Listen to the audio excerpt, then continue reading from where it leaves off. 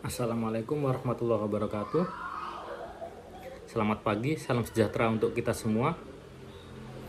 Yang terhormat Kepala Balai Pemasyarakatan, yang saya hormati Ketua Sidang TPP, yang saya hormati Sekretaris serta seluruh anggota Sidang TPP yang hadir pada Sidang TPP hari ini. Terima kasih atas kesempatan yang diberikan. Saya selaku pembimbing kemasyarakatan akan membacakan litmas usulan pembebasan bersyarat bagi klien. Klien atas nama Muhammad Ridwan alias Kikuk bin Saipullah. Klien tinggal di Kampung Cilember, Gang Tunggal, Bakti nomor 42, RT 03, RW 06, Kelurahan Cigugur Tengah, Kecamatan Cimahi Tengah, Kota Cimahi. Klien lahir di Bandung tanggal 1 Desember 1983. Tindak pidana yang dilakukan oleh klien yaitu pencurian dengan pemberatan sesuai pasal 363 ayat 1 KUHP. Klien dipidana dengan hukuman 3 tahun 6 bulan penjara, di mana sepertiga masa pidana jatuh pada tanggal 26 Mei 2023, setengah masa pidana jatuh pada tanggal 30 Juli 2024, dan 2/3 masa pidana jatuh pada 30 Juli 2025. Tempat pembinaan klien dilakukan di Lapas Narkotika Kelas 2A Gunung Sindur. Identitas orang tua klien: ayah klien atas nama Asep Saipullah almarhum yang lahir di Majalaya tahun 1962. Pekerjaan terakhirnya itu sebagai sopir bus dengan alamat tempat tinggal yang sama dengan klien. Ibu klien atas nama Neneng Tuti lahir di Bandung tanggal 7 Desember 1965. Pekerjaannya sebagai ibu rumah tangga dengan alamat tempat tinggal yang sama dengan klien.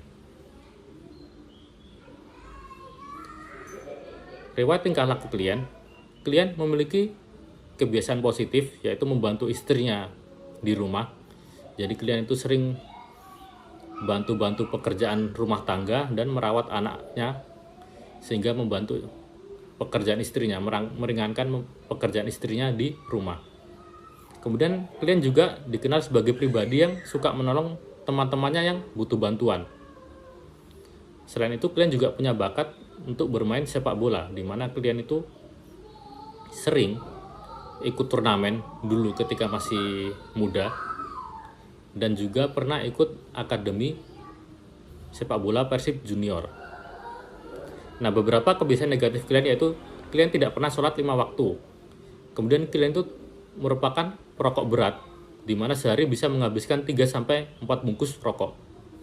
Kemudian klien juga pernah menggunakan nafza tahun 2008-2009, namun kemudian berhenti setelah mengetahui bahwa hukuman untuk pelaku narkoba itu berat. Kemudian klien juga pernah mengalami kecanduan alkohol, namun berhenti sejak berusia 29 tahun. Dikarenakan klien sakit sampai 3 hari, muntah-muntah sampai muntahnya berwarna hijau. Nah, klien kemudian takut mati sehingga memilih untuk berhenti mengonsumsi alkohol. Kemudian klien juga sempat kecanduan judi slot sampai sekarang ini. Sebelum menjalani pidana, klien mengalami kecanduan judi slot. Nah, riwayat tindak pidana yang dilakukan oleh klien diantaranya itu klien sering ikut tawuran, pernah melakukan pengeroyokan, penganiayaan, dan juga penodongan. Dan klien ditahan pertama kali itu ketika SMP, tepatnya ketika perpisahan SMP, di mana klien itu jadi tidak bisa ikut perpisahan SMP karena harus ditahan oleh polisi akibat melakukan pengeroyokan. Namun dibebaskan karena klien masih di bawah umur. Kemudian berdasarkan keterangan dari klien itu sudah lebih dari 10 kali ditahan. Namun baru kali ini mendapatkan vonis pidana penjara. Selanjutnya itu terkait kondisi penjamin. Penjamin merupakan istri klien yang bernama Neni Setiawati yang lahir di Bandung tanggal 27 November 1986. Pendidikan terakhirnya itu tamatan SMP, pekerjaannya sebagai ibu rumah tangga dengan alamat tempat tinggal yang sama dengan klien. Kemudian riwayat perkawinan penjamin menikah dengan klien pada tahun 2004, sampai saat ini masih bersama dengan klien dan memiliki 3 orang anak. pekerjaan penjamin sebagai ibu rumah tangga di mana nafkah sehari-hari itu dipenuhi oleh ibu mertua penjamin atau ibu kandung klien yang ikut berjualan kain dengan saudaranya. Kemudian kondisi tempat tinggal klien, luas rumahnya yaitu 6 x 6 meter persegi yang terdiri dari ruang tamu, dapur, kamar mandi, 2 kamar tidur, dan ruang keluarga.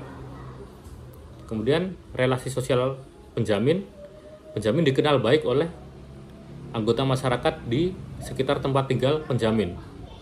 Penjamin juga sering mengikuti kegiatan pengajian yang diadakan di sekitar tempat tinggal penjamin. Kemudian latar belakang tindak pidana yang dilakukan oleh klien yaitu klien itu punya banyak hutang. Bahkan hutangnya pernah hampir menyentuh 100 juta, di kisaran 90-an juta. Kemudian klien tuh tidak punya pekerjaan tetap, kerjanya serabutan. Dan klien juga ketagihan bermain judi slot. Sehingga uang yang didapatkan itu banyak kesedot untuk bermain judi slot. Bahkan uang hasil pencurian yang dilakukan oleh klien ini juga hampir seluruhnya tersedot untuk bermain judi. Nah, kemudian hal ini juga didukung dengan situasi dan kondisi yang mendukung untuk melakukan pencurian, di mana kondisinya sepi dan atap dari minimarket itu gampang untuk dijebol. Nah, kronologi tindak pidana pada bulan Juni tahun 2022 yang tanggalnya sudah tidak bisa diingat oleh klien dan temannya pergi ke Alfamart di Jalan Raya Gading Bangkong nomor 100 Bandung Barat untuk mencuri.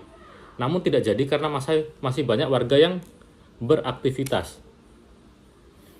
Nah, kemudian pada tanggal 15 Juni 2022 klien kembali berniat untuk melakukan pencurian pada sekitar pukul 21.30.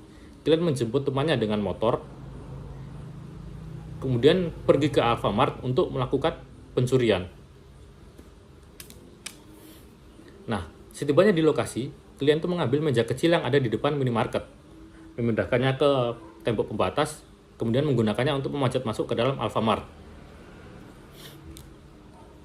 Nah, setibanya di atas atap, klien menjebol atap yang terbuat dari asbes dan plafon Alfamart, kemudian turun ke dalam minimarket itu dengan menginjak meja kasir. Setiba di dalam minimarket, klien mengambil 800 rokok berbagai merek dan 300 bungkus coklat berbagai merek, kemudian dimasukkan ke dalam 6 kantong belanja. Klien juga mengambil sebuah HP merek Oppo A37 warna emas yang merupakan milik pegawai Alfamart. Nah, klien membawa kantong belanja tersebut ke atas atap dan melemparkannya kepada temannya yang menunggu di samping Alfamart. Nah, hasil pencurian itu 5 kantong belanjanya dan 1 HP dijual dan mendapatkan total Rp4.700.000, sedangkan 1 kantong sisanya dibagi antara klien dan temannya. Nah, dari hasil penjualan hasil curian tadi, klien mendapatkan Rp3.150.000 dan temannya mendapatkan Rp1.500.000. Akibat tindak pidana yang dilakukan oleh klien ini, klien dipidana selama 3 tahun 6 bulan penjara. Berdasarkan hasil analisis, didapatkan beberapa hasil sebagai berikut. Yang pertama, terkait sikap klien selama menjalani masa pembinaan dan risiko pengulangan tindak pidana. Klien dapat bersosialisasi dengan baik dengan WBP, petugas lapas, dan keluarga. Kemudian dari hasil asesmen menggunakan instrumen RRI, itu didapatkan hasil yang rendah, yang menunjukkan bahwa risiko pengulangan tindak pidana yang dilakukan oleh klien itu berada dalam tahap rendah. Kemudian faktor yang berpengaruh signifikan terhadap tindak pidana yang dilakukan oleh klien yaitu pendidikan dan pekerjaan, manajemen keuangan, dan waktu luang atau rekreasi. Kemudian terkait perkembangan dan perubahan perilaku klien setelah mengikuti program pembinaan. Program pembinaan kepribadian yang diikuti oleh klien yaitu sholat 5 waktu berjamaah, mengaji, dan mengikuti ceramah keagamaan. Kemudian klien menunjukkan perubahan perilaku ke arah yang lebih baik dalam hal ketaatan beribadah setelah mengikuti pembinaan kepribadian. Nah, namun klien belum diikutsertakan dalam program kemandirian karena keterbatasan sumber daya yang dimiliki oleh lapas. Dikarenakan adanya skor tinggi dalam asesmen kriminogenik, maka klien dipandang perlu untuk diikutsertakan dalam program pembinaan kemandirian. Kemudian terkait kelayakan penjamin.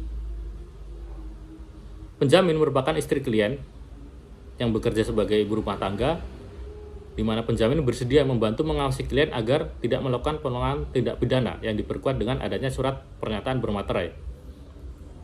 Kemudian terkait penerimaan dan kesiapan masyarakat, pemerintah setempat, dan korban, tidak terdapat penolakan dari masyarakat. Anggota masyarakat bersedia untuk menerima klien untuk hidup di tengah-tengah mereka kembali. Dan pemerintah setempat juga setuju agar klien itu mendapatkan program pembebasan bersyarat dan menjalaninya di lingkungan masyarakatnya. Nah, kesimpulan hasil litmas ini yaitu sikap klien selama menjalani masa pembinaan dan risiko pengulangan tindak pidana berpotensi diberikan program PB. Yang kedua itu perkembangan dan perubahan perilaku klien setelah mengikuti program pembinaan kepribadian berpotensi mendukung diberikan program PB. Kemudian yang ketiga, kelayakan penjamin berpotensi mendukung diberikan program PB. Dan yang keempat, penerimaan dan kesiapan masyarakat, pemerintah setempat, dan korban berpotensi diberikannya program PB. Nah, kemudian ini adalah case plan yang disiapkan untuk melakukan intervensi terhadap faktor-faktor kebutuhan kriminogenik berdasarkan hasil asesmen kriminogenik. Yang pertama itu terkait faktor pendidikan dan pekerjaan serta waktu luang dan rekreasi. Terkait pendidikan dan pekerjaan, klien tidak memiliki pekerjaan tetap dan tidak memiliki keahlian khusus. Sedangkan terkait waktu luang dan rekreasi, klien memiliki banyak waktu luang karena tidak memiliki pekerjaan tetap. Untuk melakukan intervensinya, jenis program yang diberikan yaitu pembinaan kemandirian. Tujuan pembinaan atau pembimbingannya yaitu memberikan skill bagi klien yang bisa digunakan untuk mendapatkan pekerjaan dan penghasilan. Strateginya yaitu mengikutsertakan klien dalam program budidaya ikan di kolam. Sistem sumber yang akan dilibatkan yaitu petugas rutan kelas 2A Gunung Sindur dengan jangka waktu program 3 bulan dengan indikator keberhasilannya yaitu klien menguasai teknik budidaya ikan. Kemudian yang kedua itu faktor manajemen keuangan. Bidang masalahnya itu klien memiliki hutang yang banyak akibat ketagihan bermain judi slot. Jenis program yang akan diberikan yaitu pembinaan kepribadian. Tujuan pembinaannya itu untuk menghilangkan kecanduan klien untuk bermain judi slot. Strategi pelaksanaan programnya itu dengan sholat 5 waktu, mengaji, ceramah agama, dan konseling. Sistem sumber yang akan dilibatkan untuk sholat 5 waktu itu petugas rutan kelas 2A Gunung Sindur, mengaji juga petugas rutan kelas 2A Gunung Sindur. Untuk ceramah agama dengan mendatangkan tokoh agama. Kemudian untuk konseling dengan mendatangkan konselor. Jangka waktu program itu 3 bulan. Indikator keberhasilan programnya itu klien memahami larangan bahaya judi sehingga dapat terlepas dari kecanduan judi slot. Kemudian klien dapat menguatkan dirinya untuk tidak tertarik lagi dengan judi slot. Sekian hasil pembacaan litmas klien atas nama Muhammad Ridwan alias Kikuk bin Asep Saipullah. Terima kasih.